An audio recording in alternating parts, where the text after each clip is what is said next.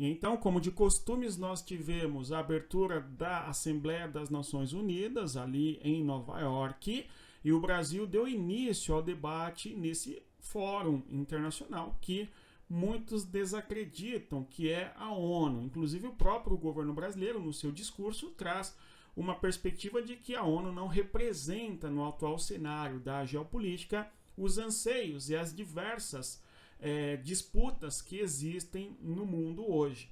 Inclusive, ao longo do discurso, Lula diz que a ONU vai nascer ali com 50 países, 51, em decorrência de que, quando a ONU é fundada na década de 40, após a Segunda Guerra Mundial, boa parte dos países na África e muitos na Ásia eram ainda colônias de países europeus.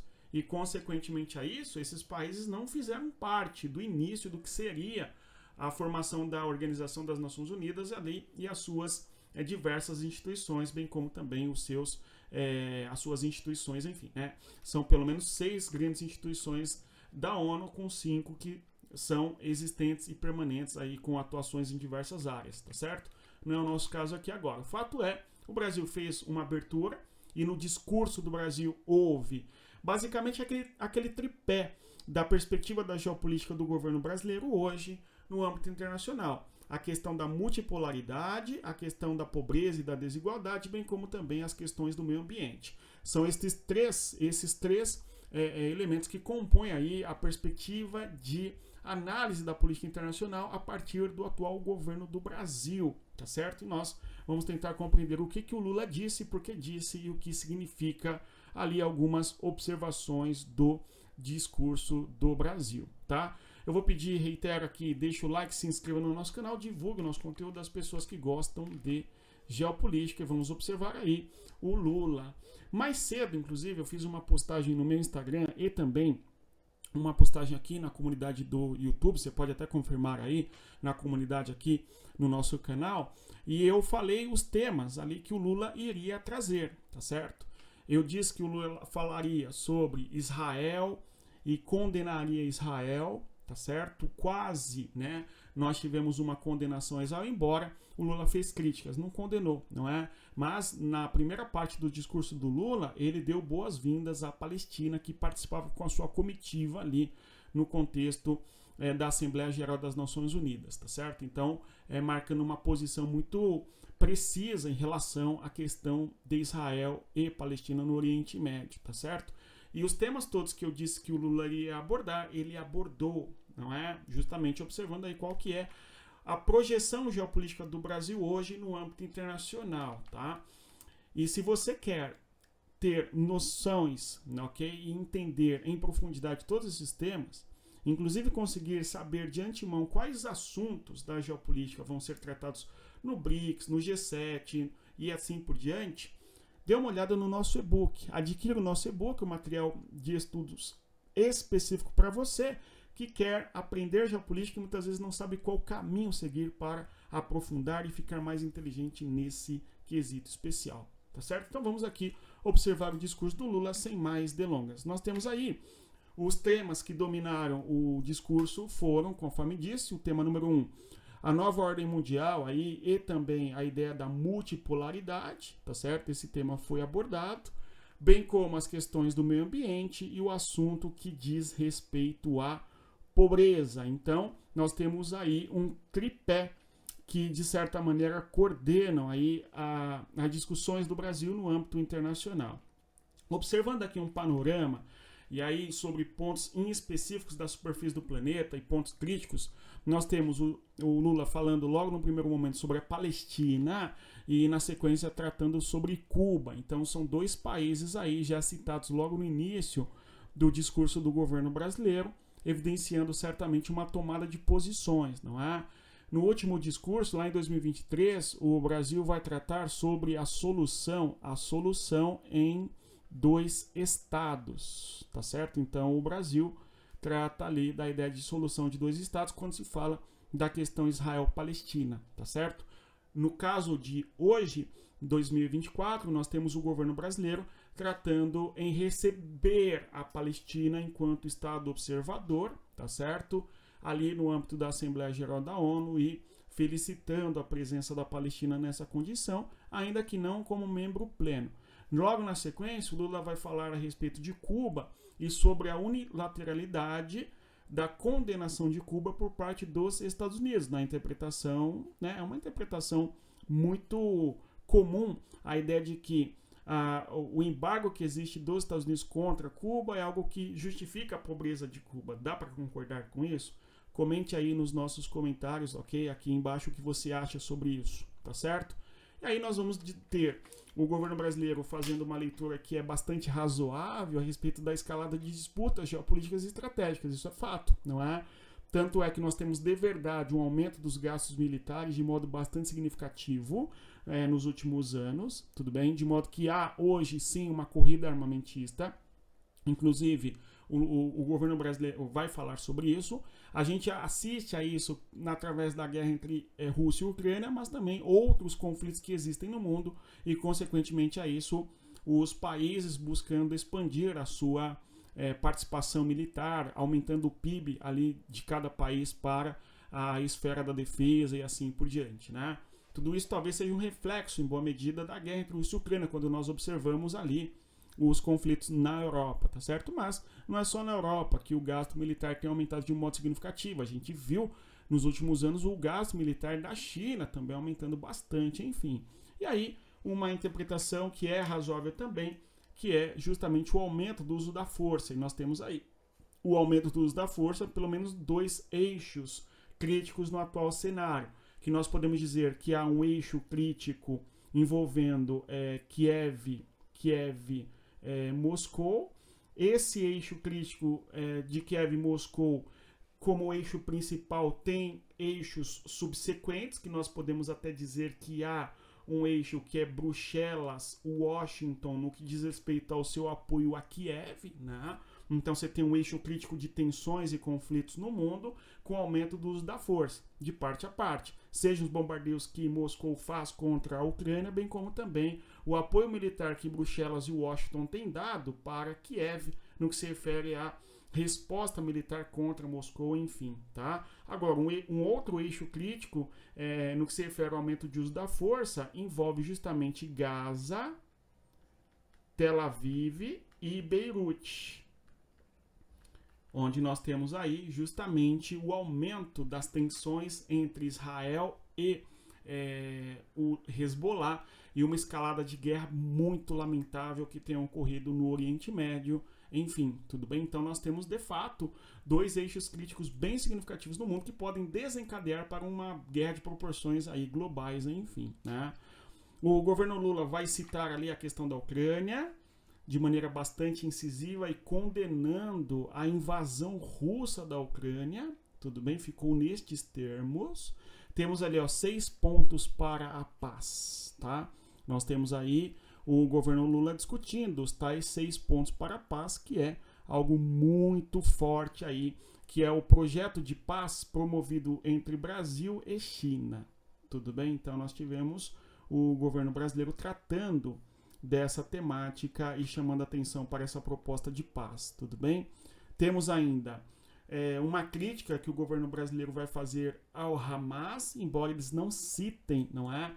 O Hamas enquanto grupo terrorista, mas o governo fala que há uma ação terrorista de fanáticos que se deu contra civis inocentes, que é o atentado do Hamas contra Israel, lá no dia 7 de outubro, não é? E, como consequência disso, houve uma punição coletiva ao povo palestino, tá certo? E essa condenação, essa punição coletiva é justamente consequência da guerra que Israel promoveu contra a faixa de Gaza, e o próprio Lula traz ali o texto de que 40 mil pessoas foram afetadas negativamente, enfim, naquele contexto, tá certo? Então, houve essa abordagem, embora de maneira velada ali, não é citado o nome do Hamas, tudo bem? Enquanto responsável pela ação, tá bom? Mas fala da punição que há contra os palestinos. E realmente, apesar do Hamas ter sido responsável pelo ataque do 7 de outubro, nós temos que, infelizmente, a população na faixa de Gaza é quem paga a conta, tudo bem? E a escalada de tensão que agora muda para o norte ali, na direção de Beirute, conforme nós mencionávamos aqui, em decorrência do conflito com o Hezbollah, né, por parte de Israel. Nós temos aqui a questão da multipolaridade, o outro tema abordado pelo Lula, tá certo? E houve, sim, mais uma vez, um debate a respeito da reforma da ONU, em especial aquela, né, discussão que eu mencionei com vocês de que, para lá, a ONU é formada no contexto em que não havia, certo, tantos países no mundo, boa parte era colônia, enfim, então o mundo da ONU hoje não representa o mundo da ONU quando fundado, então haveria que ter uma reforma nesta instituição supranacional, né, nesta organização, é mais que uma instituição, né? Nós temos que esta organização supranacional tem várias instituições, ok? E muitas agências especializadas, enfim. Inclusive, a discussão a respeito da reforma do Conselho de Segurança da ONU, tudo bem? Onde nós temos a exclusão da América Latina e também da África, que aí o Lula vai falar que é justamente o reflexo do colonialismo, tá certo? E, de certa maneira, a representação do mundo no contexto do pós-Segunda Guerra Mundial se dá pelos vencedores, em boa medida, da Segunda Guerra Mundial. E aí, a discussão de que é necessário, né, promover reforma no Conselho de Segurança da ONU, e aí, eventualmente, o Brasil vai citar aí o G77, o BRICS, a CELAC e outras organizações internacionais, ok? Então, uma demanda importante do Brasil no contexto da... no contexto da... enfim, da multipolaridade, em especial da reforma do Conselho de Segurança da ONU, é justamente discutir da importância dessas instituições para tentar levar adiante a promoção de um mundo mais representativo, certo? O segundo tema envolve o meio ambiente, certo? E aqui uma hipocrisia desgraçada, né? Até porque a gente tem o Brasil pegando fogo, conforme nós observamos literalmente. E lá pelas tantas, no discurso do Lula, ele fala que não, o Brasil não se exime de responsabilidade. Isso é mentira, né? Por quê? O tempo todo, essa senhora aí, que é a atual ministra do Meio Ambiente, diz que o problema das questões ambientais no Brasil é do governo anterior e tal, do governo Bolsonaro e assim por diante, não é? Sendo que é o segundo ano consecutivo que nós estamos já no governo Lula e as queimadas só aumentam. Não deu tempo de fazer um trabalho de casa, né? Certo? Então isso daqui não corresponde necessariamente à realidade, uma vez que o governo brasileiro atual não tem uma postura mais firme em relação às queimadas. Agora, o Brasil tem uma enorme extensão territorial e estamos já há alguns dias, não é? Sem chuvas na região centro-oeste, no Cerrado brasileiro, então é natural que haja o incêndio, no caso ali a queimada, tá certo? Faz parte do ciclo da própria, do próprio bioma, em especial do Cerrado. Mas tem que diferenciar o que é uma queimada, o que é um incêndio florestal, o que é criminoso e assim por diante, né? Tudo bem? Esse é um ponto importante. Agora, esse debate que é realmente muito sério e importante, a gente tem a imprensa do Brasil, quando era o governo Bolsonaro, uma tigresa, não é? Falando contra as queimadas. Agora, como é o governo Lula, a imprensa é um tanto tchutchuca, não é? Em relação ao Lula e mais. A ministra do Meio Ambiente fala o tempo todo que a culpa é do governo anterior, se eximindo da responsabilidade, enfim. Agora, houve também ali, mais uma vez, a discussão sobre a transição energética, enfim, no caso, deixar de usar petróleo por outras fontes de energia, enfim, tá? E aí, na sequência, a questão da pobreza e da desigualdade. No discurso que o Lula faz ali, no encontro do G20 na Índia, ele fala que a fome tem que causar indignação em nós, né? Isso é verdade, né? A questão da pobreza é uma das maiores chagas da humanidade em qualquer tempo histórico, enfim, esse é um fato importante. Porém, o governo Lula é suntuoso, o governo Lula é bastante caro, não é? Perdulário, em especial nas viagens internacionais, nos móveis que compram para o palácio e para, né, a primeira-dama e coisa do gênero, né? Então, pera lá, existe muito esse discurso da pobreza, da desigualdade, entretanto, na prática, enfim. Bom, nós temos ali a questão do debate sobre a fome, ok? 800 milhões de pessoas no mundo passam fome hoje, realmente é uma tragédia, tá certo? Equivale aí mais ou menos 9% da humanidade, porém a fome se dá por 1000 fatores, não é? Em especial conflitos, guerras tribais, étnicas, ok? A geografia da fome, em boa medida, hoje persiste na África e na Ásia. E o governo brasileiro cita isso e também em alguns pontos da América Latina, né? Esse é o fato importante. E desde 2019, ao que parece aí, a fome no mundo aumentou, certo? E a fome no mundo ter aumentado se dá em boa medida por todos os problemas decorrentes da crise de 2020, conforme nós assistimos, enfim, tá certo? A deseconomia pesada em todo o contexto ali de 2020, 2021, enfim. E então a gente assiste ao discurso do governo brasileiro tratando de 3 temáticas principais: a questão da multipolaridade, não é? De que a ONU não representa eventualmente aí os anseios do atual cenário da geopolítica, e mais a questão do meio ambiente, certo? Uma hipocrisia aí do Brasil nesse sentido, e a questão da fome, né? Que realmente é um problema, enfim. Então esse é o tripé da perspectiva da geopolítica do Brasil no contexto da ONU, não é? E é, de certa maneira, a leitura do Brasil, o modo como o Brasil se projeta no mundo, em especial essa questão da multipolaridade. Nós temos o BRICS, nós temos a discussão do BRICS não utilizar o dólar ou diminuir o uso do dólar nas suas transações, já diminuiu, né? Nós temos que o BRICS hoje utiliza nas suas transações econômicas ao menos, não é? 20% das trocas comerciais é feita em outra moeda, em especial a moeda chinesa, o yuan, tá certo? E a ideia é de que nos próximos anos o BRICS vá substituindo mais e mais o dólar nas suas trocas comerciais, enfim, tá?